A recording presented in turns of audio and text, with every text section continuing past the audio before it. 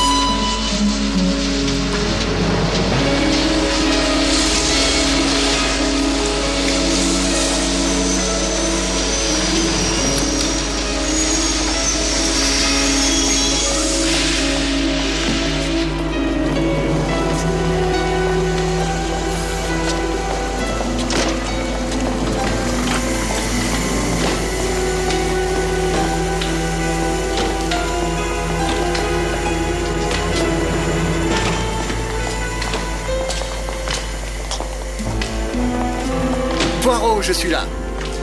Ah, Hastings, mon ami. Bertie, j'ai un colis un peu spécial. Je m'en occupe personnellement, merci. Quel est ce nouveau compagnon? Son nom est Cédric. C'est un caïman. Je l'ai abattu sur l'Orinoco à quelques miles en amont de la Urbana. Nous avions pataugé toute la journée dans les marécages. J'étais pratiquement à la limite de l'épuisement lorsque Hastings, tout à... Oui. Vous disiez, cher ami? Vous me conterez cette passionnante aventure en détail plus tard. Je crois que ces messieurs aimeraient aller se coucher. Oh, bien sûr.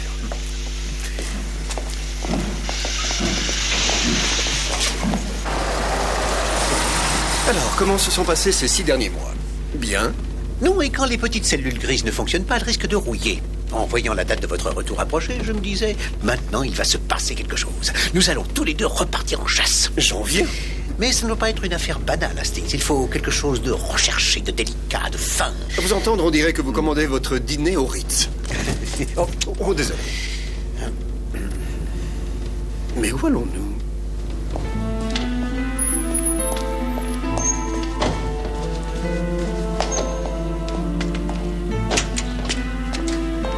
Je croyais que nous allions d'abord passer à mon hôtel. Vous n'allez pas à l'hôtel, Hastings. Tant que vous n'aurez pas récupéré votre appartement, vous serez l'hôte de Poirot. Oh, avec joie.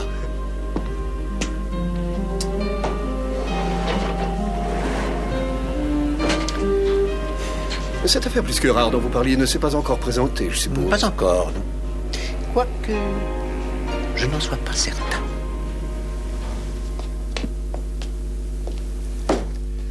C'est très gentil à vous de m'accueillir, Poirot. Mais non, pas du tout, mon ami. Je tenais à vous surveiller de près, en réalité. Qui vous protégera des jeunes beautés aux cheveux auburn si je ne le fais pas? Que vouliez-vous dire tout à l'heure par quoi que je n'en sois pas certain? Nous parlions de l'affaire rare que vous souhaitiez.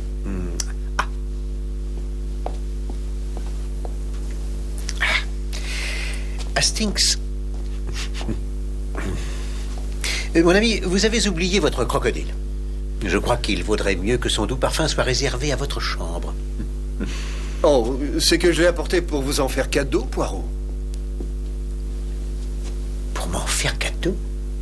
Oh, quelle délicate attention. Mais si ça ne vous plaît pas... Mais au contraire, voyons, il ajoute une sorte de je ne sais quoi, vous ne trouvez pas? Je suis de votre avis. Le spécialiste qui l'a naturalisé m'a dit que cette forte odeur allait disparaître en 1 mois. Ah, parfait. Ce n'est pas une odeur déplaisante.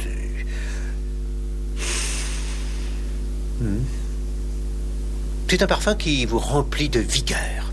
Il apporte à Londres les senteurs de la jungle. Parfait. Oh, pendant un instant, j'ai craint que vous n'appréciiez pas ce cher Cédric. Non. C'est un caïman. Je l'ai tué alors que nous nous trouvions au Venezuela. Hastings, il y a maintenant 1 semaine, j'ai reçu cette lettre.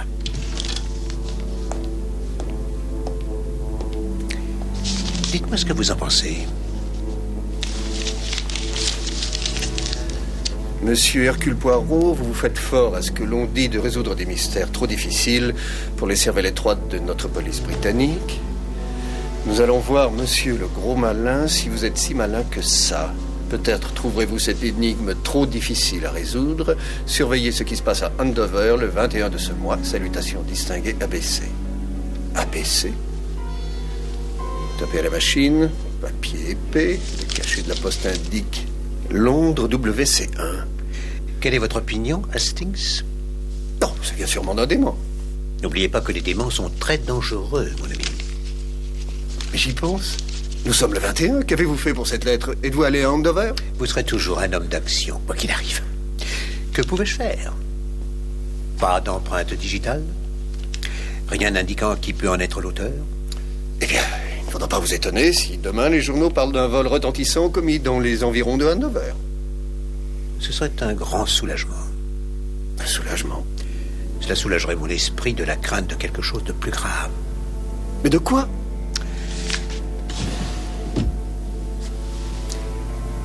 D'un meurtre, mon ami.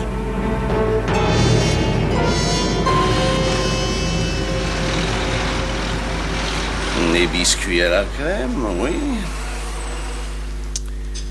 Du potage déshydraté de la marque Edward, oui.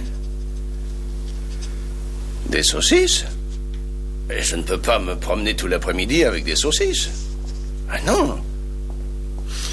Mon bureau n'est pas un garde-manger, Emily. Il se peut très bien que...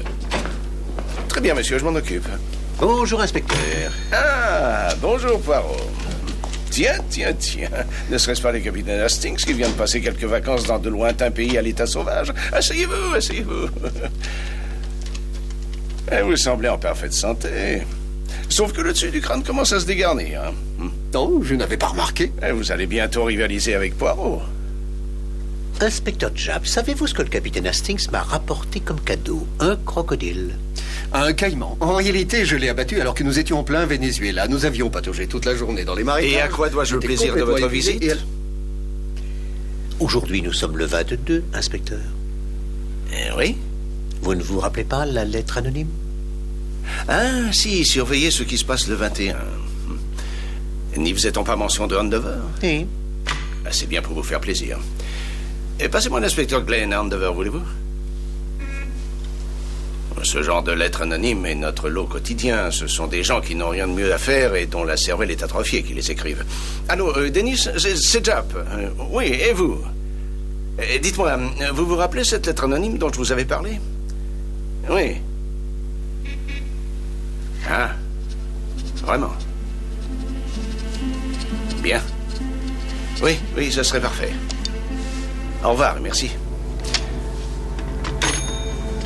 Alors? Eh bien, je suppose que ça n'a rien à voir.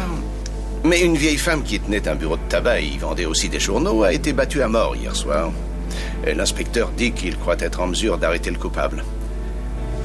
Et quoi qu'il en soit, je vais y faire un saut pour jeter un coup d'œil. Sauriez-vous comment s'appelait cette vieille dame? Asher. Madame Alice Asher.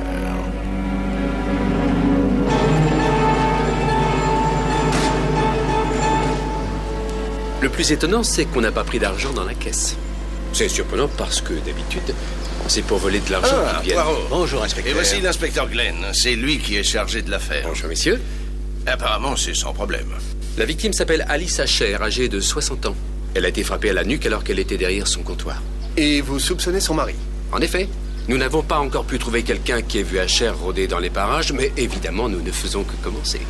Est-ce que M. Asher vivait avec sa femme, inspecteur? Non, ils sont séparés depuis des années.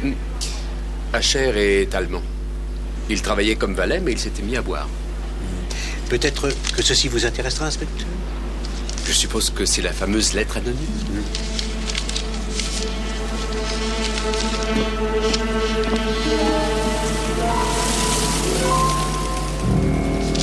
On a découvert le cadavre dans ce coin? Eh oui, un peu comme s'il s'y était blotti.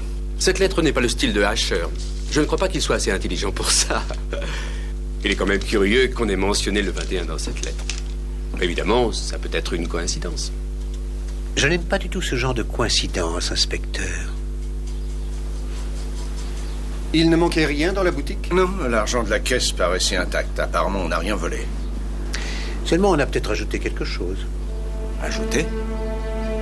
C'est un indicateur de chemin de fer ABC. Elle devait sûrement chercher les trains partant de Andover. Elle ou un de ses clients.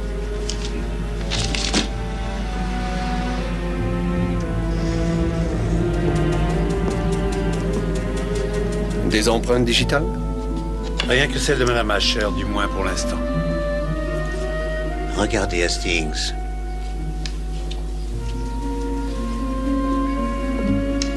Une photo de mariage. Une très belle femme, n'est-ce pas? Ah oui. Regardez cette pièce, Poirot. C'est tout ce qui reste d'une vie. De petits objets de porcelaine ébréchée, une photographie, une paire de bas neufs. Hastings, ne devenez pas sentimental, voyez-vous. Nous n'avons plus rien à faire ici. Venez. Ah, mon Dieu, quelle horreur. Qu'est-ce qui se passe, inspecteur? Je viens de faire établir une liste précise des personnes que les voisins ont vues entrer. Et bien sûr, ils n'ont vu personne. Ah oui, si, ils en ont vu même trop, au contraire. 3 hommes de grande taille à la démarche furtive, 3 petits hommes avec une moustache noire, 2 avec une barbe, 3 avec un gros ventre, 1 avec un chapeau très curieux. Et si je me réfère à ce que ces témoins disent, tous ces gens avaient des mines patibulaires. Est-ce que l'un d'entre eux aurait vu le dénommé Asher? Non, là-dessus, il n'y a rien qui puisse nous être utile.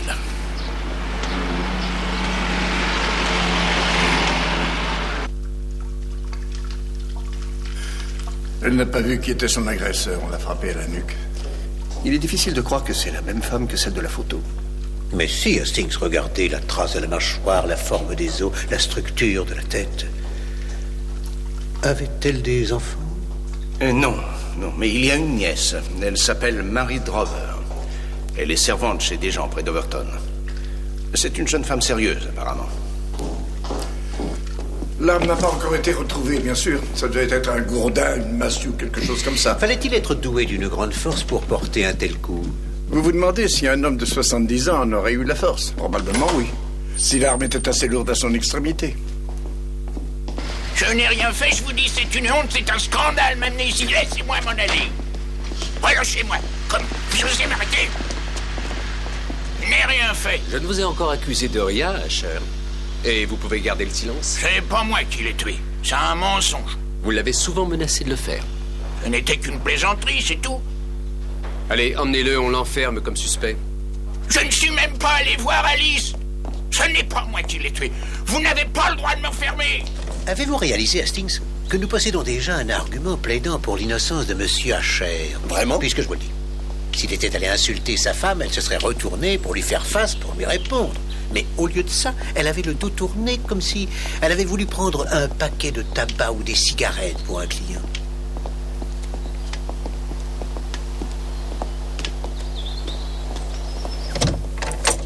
Ah, je suppose que vous êtes mademoiselle Mary Drover. Vous ne voulez pas vous asseoir, mademoiselle? Non, merci, monsieur. Je suis sûre que madame me le permettrait, mais comme elle n'est pas là, je préfère pas. Vous aimiez beaucoup votre tante. Oh, c'est horrible. Ma pauvre tante. Elle avait déjà eu une vie assez difficile comme ça. Elle s'est toujours montrée si bonne avec moi. Elle avait tellement d'ennuis avec cet Allemand diabolique. C'était vraiment effrayant ce qu'il osait lui dire. Il disait qu'un jour il lui couperait la gorge et d'autres choses de ce genre. Il l'injuriait, il l'insultait. Ça fait peur quand on voit ce que les gens peuvent devenir. Et mademoiselle, si jamais un jour vous avez besoin de moi, c'est là que vous pourrez me joindre. Est-ce qu'il se passe quelque chose d'étrange, monsieur? Oui, mon enfant, et même quelque chose de très étrange. Mais qui sait, peut-être pourrez-vous m'aider plus tard. Je ferai tout ce que je pourrai, monsieur. C'est profondément injuste que ma tante ait été tuée. Alors, je crois que Monsieur Asher est loin d'être le suspect idéal, Hastings. Ah, alors c'est peut-être la nièce. Oui, c'est une possibilité, bien sûr, mais quel serait son mobile? Et en effet, vous avez raison. Ah, si seulement il avait laissé un indice. Ah, l'indice. Décidément, c'est une idée fixe chez vous,